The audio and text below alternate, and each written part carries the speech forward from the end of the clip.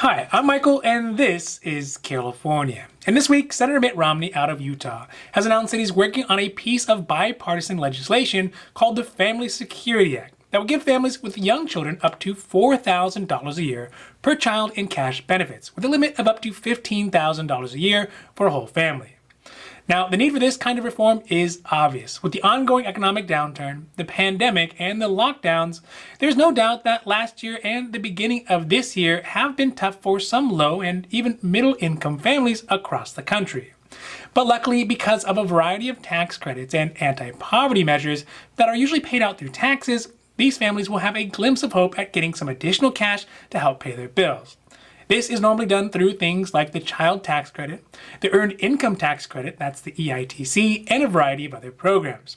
But under Senator Romney's Family Security Act, he intends to try to put some additional funds into the pockets of those families who have school-aged children. So today we are talking about the Family Security Act, how it could pay out up to $4,000 a year per child to families with young children, and why the proposal may actually have what it takes to get put into place. Now, this is your daily dose. And before we get to it, if you like this information, if you find it interesting, if you find it helpful, please don't forget to like and subscribe. That way you can get updates when our newest and most informative videos become available. So first, let's talk a bit of details about Romney's Family Security Act.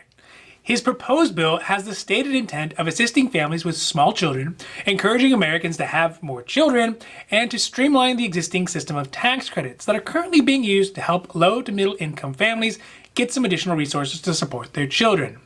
The basics of the proposal is that for households who have children who are under the age of 17 years old, they would get a monthly cash benefit paid out to them through the Social Security Administration. Also, depending on the age, the amount would vary. For each child under the age of 5 years old, a household would get $350 per month or $4,000 a year.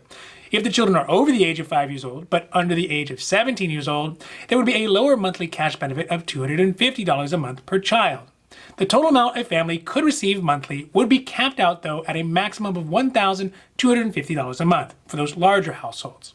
This would amount to an additional $15,000 a year in financial assistance if a family got the full amount. These cash benefits would be available for individual filers who make up to $200,000 a year or joint filers who make up to $400,000 a year. And then for households who make over those income amounts, their benefits would be reduced by $50 for every $1,000 of income they make over those limits. So like anything in politics, there are gives and takes with this proposal. One of the biggest benefits to the Family Security Act is that 1, it's bipartisan, 2, in most cases it will get more money into the hands of families across America than the current benefits, and 3, because of its structure and its effects, it would be eligible to pass through Congress via the reconciliation process, rather than face the prospect of a Republican filibuster in the Senate. The reason it can do this is because although it would, in general, give more money to more families in the country, it actually comes out budget neutral. In short, this means it will have to cut some of the other benefit programs that people are currently using. So for example, it would either reduce or eliminate in totality things like the head of household tax filing status, the Child Independent Care Credit, the Temporary Assistance for Needy Families TANF program, formerly called welfare, state and local tax deductions, that's SALT, and also make some cuts to the SNAP and food stamps programs. Now, it's not necessarily a devil's bargain, but it would mean that some programs that offer cash benefits or other types of resources like food would be cut for the larger cash benefits. One other quirk of how the $4,000 yearly benefit would be paid out to eligible families is that it would actually be paid out monthly to any household who has eligible children, whether they're high income or whether they're low income. But at the end of the year, for families who do make above that $400,000 income limit, they'd have to pay back some or all of the money when they file their taxes. Finally, the benefits to having a program like this are really mixed. But according to the Romney proposal, it would streamline the process of getting more cash into the pockets of families, primarily by getting rid of the bureaucratic processes that are associated with other various programs. Also, according to the Center's think tank, called the Niskanen Center think tank, based on their analysis of the bill, the Family Security Act would cut overall poverty in the country by 14%, and specifically would reduce child poverty in America by 1/3.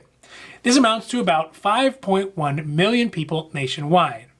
It is also important to mention that although on paper it looks like it would do a better job of helping families get more resources, it is still significantly less generous than the recent proposal put forth by President Biden to do the exact same thing. But unlike the president's proposal, Senator Romney's plan is budget neutral, so it wouldn't have to get past a full vote in Congress, and thus making it more likely to actually get put into effect.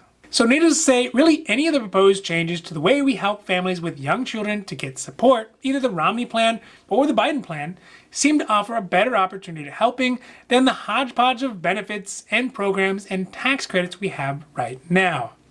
But one thing is a bit strange about the stated goals of Romney's plan.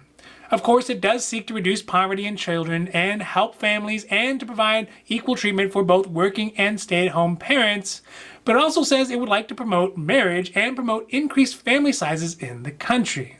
These last two seem a bit strange. I say this because marriage, specifically, is something that seems like it could really cause a lot of difficulty in getting a bill like this passed.